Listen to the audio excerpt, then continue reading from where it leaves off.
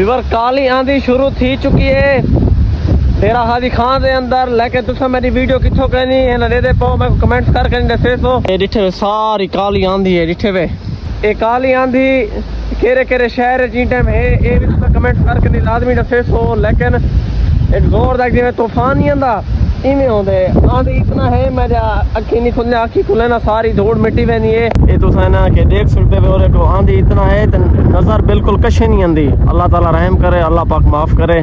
ये तुसा ना दे तो सो देखो नजर ही कशे नहीं आंदी, नजर ही और को सारे थोड़े थोड़े काली आंधी नहीं आदे को मेरे ख्याल से काली आंधी आदन।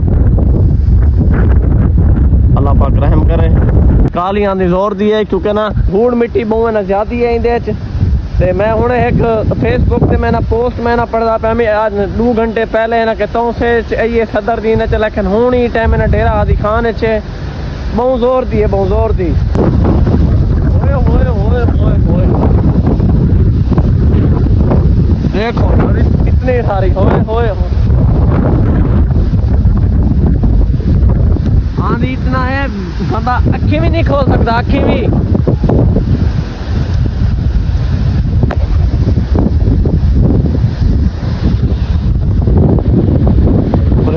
दरख्त थोड़ा थोड़ा इंसार हैं। अल्लाह ताला रहम करे और मैं कोई कमेंट्स करके दसे सो वीडियोस मेरी कितों कितों के दे पाओ और ना केड़ी केड़ी जात आंधी है केड़ी केड़ी जात है कह नहीं।